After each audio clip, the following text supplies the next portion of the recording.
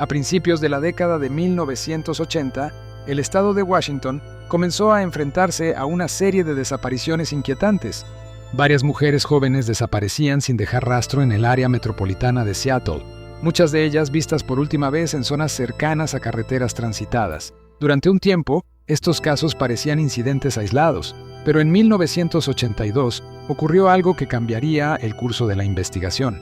Ese año, varios cuerpos fueron encontrados cerca del río Green, al sur de Seattle.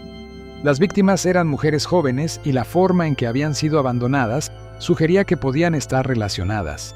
La policía comenzó a sospechar que no se trataba de hechos independientes. Todo indicaba que un mismo responsable estaba actuando. La prensa pronto bautizó al responsable como el asesino de Green River, un nombre que terminaría convirtiéndose en uno de los más conocidos dentro de la historia criminal estadounidense. Uno de los aspectos más dolorosos del caso fue el perfil de muchas de las víctimas. Gran parte de las mujeres desaparecidas vivían en situaciones extremadamente vulnerables. Algunas eran trabajadoras sexuales, otras eran jóvenes que habían abandonado sus hogares o que atravesaban situaciones económicas muy difíciles. Esto provocó que, en muchos casos, sus desapariciones no recibieran una atención inmediata. Durante años, las familias denunciaron que algunas de estas mujeres fueron tratadas como si sus vidas importaran menos. Con el paso del tiempo, el número de víctimas comenzó a crecer de forma alarmante. Los investigadores empezaron a temer que se enfrentaban a uno de los asesinos en serie más activos de la historia del país. A medida que los investigadores analizaban los casos, comenzaron a surgir patrones. Muchas de las víctimas habían sido vistas por última vez cerca de la Pacific Highway South, una zona donde la prostitución era relativamente frecuente en aquella época. Se sospechaba que el asesino utilizaba un vehículo para acercarse a las mujeres y convencerlas de subir al coche. Posteriormente, las llevaba a lugares apartados donde cometía los asesinatos. Los cuerpos eran abandonados en áreas boscosas o cerca de cursos de agua, lo que complicaba enormemente su localización. Durante años, el responsable logró continuar sus crímenes sin ser identificado. La magnitud del caso obligó a las autoridades a crear un grupo especial de investigación. La llamada Green River Task Force llegó a reunir a decenas de detectives, analistas y especialistas forenses. Miles de pistas fueron revisadas y cientos de sospechosos investigados. Incluso se entrevistó a criminales encarcelados con la esperanza de obtener información. A pesar de todos estos esfuerzos, el caso permanecía sin resolver. El asesino parecía haberse desvanecido sin dejar rastro. Mientras todo esto ocurría, Gary Leon Ridgway llevaba una vida aparentemente normal. Había nacido en 1949 y crecido en una familia de clase trabajadora cerca de Seattle.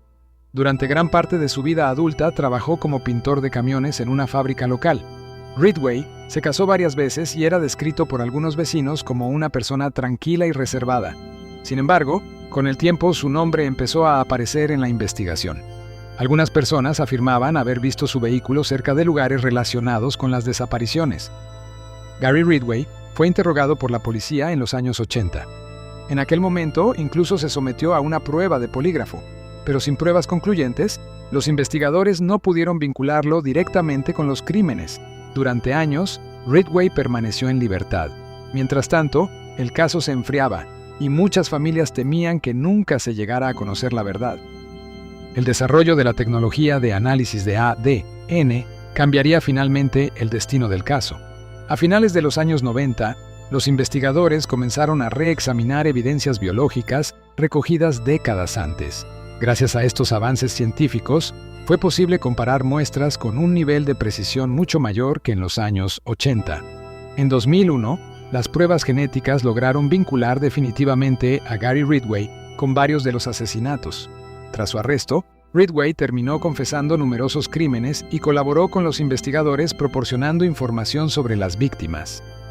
Gary Ridgway fue finalmente condenado a cadena perpetua sin posibilidad de libertad condicional.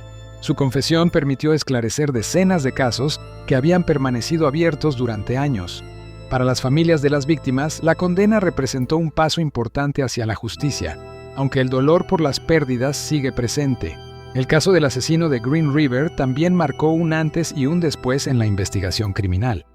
Demostró el enorme potencial de la ciencia forense y del análisis de ADN para resolver crímenes incluso décadas después.